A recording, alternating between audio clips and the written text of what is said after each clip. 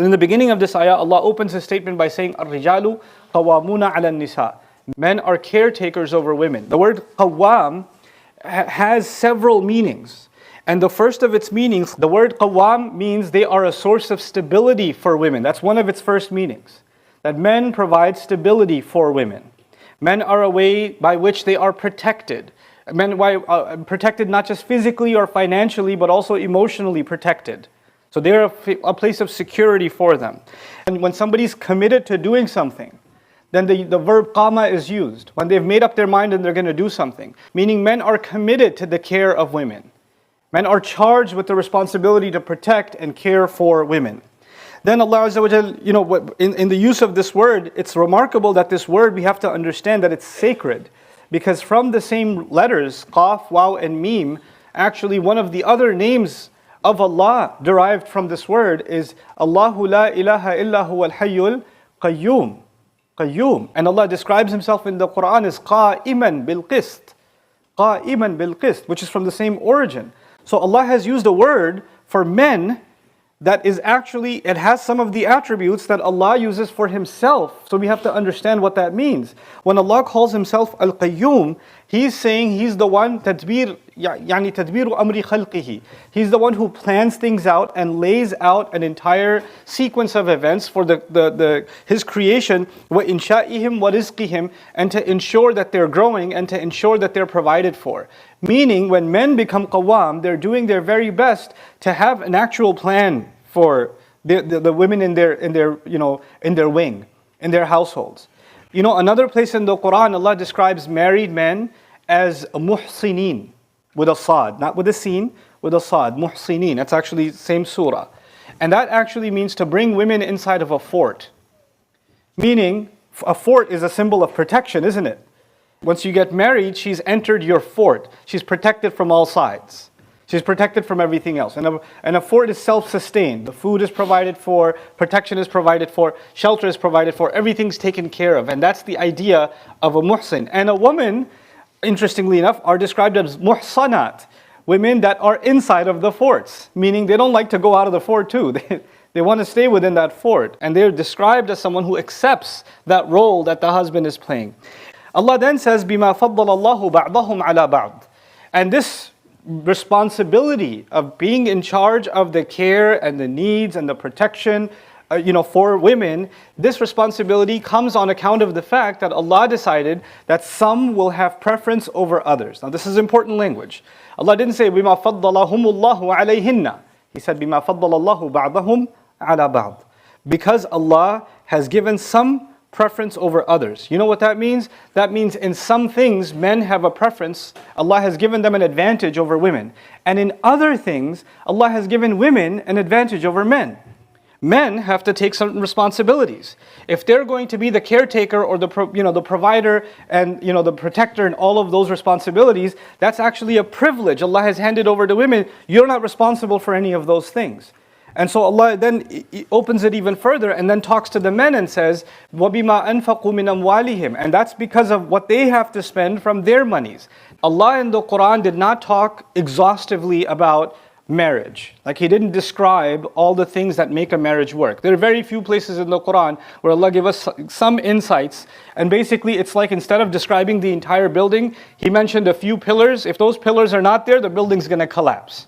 Right? And one of those pillars is that the money responsibility is the man's responsibility. He better go find a job. He better go get some work. He better go and provide, because that is actually what Allah has made him responsible for. The word qawwam in the beginning is now being explained by the fact that men are financially responsible for the groceries, for the car, for the fuel, for the electricity bill, for the school, school supplies for the kids, everything.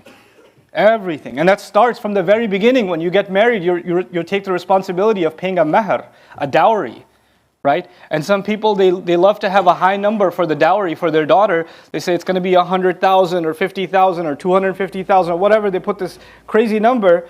And they're like, no, it's okay. You don't have to pay it now. It's okay. But mashallah, we should have a number that looks good. And then people are married for 20 years and the guy hasn't paid his dowry. That's ridiculous. Because this is a condition of making a marriage valid. You can't put that off. You can't just keep kicking the can down the road. And a husband isn't even allowed to say to his wife, hey, by the way, can you give me a discount? I know you put 50, can we take a few zeros off of that? Or how about I give it to you, not dollars, can I give it to you in rupees? Same number, you know. I'll give you in Zimbabwean currency or something. I'll give you some other currency that, because, come on, just go easy. I have a hard life. Look at all the things I'm doing. Can you just go? If you agreed to it, then you signed on. If you didn't want to agree to it, then you should have never signed that document. You're actually not even allowed to hint that you have trouble paying your mahr. Men aren't even allowed to hint at that. فَإِن طِبْنَ لَكُمْ عَن نَفْسٍ مِّنْهُ شَيْئًا. And after you pay the dowry, like if you're a monthly payments you're making, you give her like $500 or something, $100, whatever you give her, that's part of your dowry that you're paying off. And you pay her and you're like, fine, here's your monthly. This week was really tough. This month was. You can't make none of those comments. And if she takes those $100 from you, and then she takes out a dollar bill and says, here, go get yourself some ice cream. If she does that, then, and you say, okay, thanks, you can take that if she did it on her own. But once you're handing that money, you're not even looking at that money anymore. It ain't yours. That's part of being a man, according to the Quran. It's part of being rijal qawamun ala nisa. One of the reasons I was pushed to give this lecture is because lots of people email me all kinds of questions. And there are many men around the world whose wives are being told to go get a job and work while they're sitting at home. Muslim men. And they're saying you have to obey your husband. What kind of what religion is that? Allah Azza wa Jal made men responsible financially. And they can't even say, you have to go and we're having a hard time, you need to earn this or that. Look, if there's a desperate situation and a wife decides to go get a job and support financially or do on her own, that's a voluntary thing she's doing that she cannot be told to do. And if she does that, if she does get a job, if she does have a business, if her father left behind some stores or some property in her name, and you're like, hey, can we get some of that too? Because I'm your family. No, that's her money. You can't touch it. Allah made this equation in which she has a financial advantage, meaning your money is basically hers, and her money is hers. And you can't look at it. You can't keep your eye on it. You can't say, whatever happened to that? What happened to that jewelry? What happened to that? No, that's not yours to touch. That's not yours to touch. And whatever you gave her, like you say, hey, on our 10th anniversary, I'm going to give you this car. That once you gave her the car, it's her car. It's her. You can't even take the keys and say, I'm going. No, you got to get her permission. And she better give it on her own good free will. No pressure, not even unspoken pressure that you can touch that car. Because you gave it up. It's done. It's done. وَآتُوا النِّسَاءَ صَدُقَاتِهِنَّ نِحْلَةً. Give women their gifts happily and freely. Don't even think about them again. Don't even think about them again. So this financial sense that men are supposed to have is critical, and Allah mentions that as one of the first conditions of what makes a marriage work. What makes them men. الرجال قوامون على النساء بما فضل الله بعضهم على بعض وبما أنفقوا من أموالهم. When they take that kind of responsibility, where the wife doesn't have to ask, hey, we don't have food for groceries, we don't have money for groceries, we don't have this, I gotta give you again. And for a lot of men, you know what they do? They feel that they owe financial responsibility or financial help to their brother, to their sister, to their mother and their father, who may be financially already taken care of, but you still want to give them, but you're not giving financial needs to your wife and your children. That's not being a man. That's not being a man. And some people are in financial abuse situations where I've even seen cases where the bank account is a joint account between the husband, the man, and his mother. And the wife has no access to the account.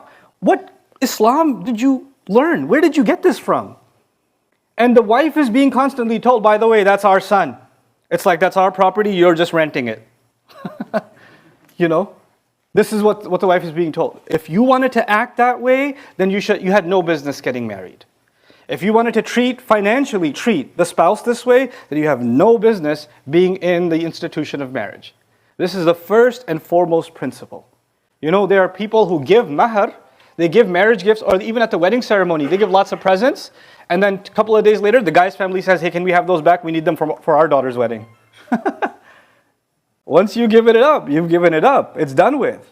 And the sisters that are listening to this right now are like, yeah, finally a khutbah about team ladies. Well, I told you in the beginning, Allah is fair. There's a balanced equation. Allah loves both sides, men and women. Allah told the men what responsibilities they have. The rest of this, the khutbah, is actually the other side. So men are responsible for all of this, and they better, drip their sweat and break their backs earning for a family and go through all of the labor that they need to go through to take care of them and provide for them and protect them and take care of them emotionally and financially and physically and all of those things. Well, what do the women owe then? What's their side of this equation? He said men take care of women, and you were expecting that Allah will say women, therefore do this, right? But instead of saying women, He said فَالصَّالِحَاتِ. Then as a result, therefore, good women, He doesn't even say women, He says good women, as if Allah expects the first thing for women to be is good. Not even women anymore. You must be good. And what does good mean in Arabic? The word salih comes from sulh. Sulh means the opposite of fighting, the opposite of corruption. Actually, when there's a conflict, then you want to make peace between two sides, you do sulh. Meaning, women are such wives are the source of ending all conflicts in the family. They are a source of peace and reconciliation. They are the reason tempers go down. They are the reason voices are lowered. They are the source of calm. They are the voice of reason. There's a source of reform. If there is a conflict or some kind of tension, the first place that the husband looks to, when he turns to her, things are going to settle down, is going to be the wife. You're telling me that the place where all the fighting starts from is the place where it's supposed to end? Because I don't have any other raised voices in my house except hers. And nobody else is angry in my house except her.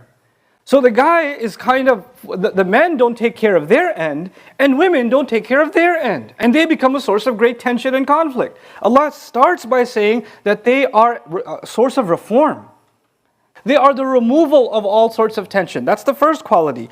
Then He says, qanitatun, eager to obey. And some have interpreted this as eager to obey Allah. And that is true. They are eager to obey Allah. They translate this as subservient, like al-qunutu lillah. That qunut belongs to lillah. And Allah says, qumu lillahi qanitin, meaning have qunut, meaning have this kind of eagerness to obey only for the sake of Allah. Well, what's that doing here? Because if one side was men should do this for women, you expect the rest of it to be women should do this for men. So why in the middle of that is Allah saying, yeah, they should do this for men, but this part is for Allah? Well, the reason that's there is because women should remember that when they are being a source of calm, and when they are providing peace and sakina in the household, they need to realize the only one who can keep a household calm is them. And the only one who can truly set it on fire is them. They control the emotional, in your home you have an air conditioner control that controls the temperature. Women control the emotional temperature of a household. And they better keep it cool, because this is an act of them obeying Allah Himself. This is out of their eagerness to obey Allah. They need to become a source of calm.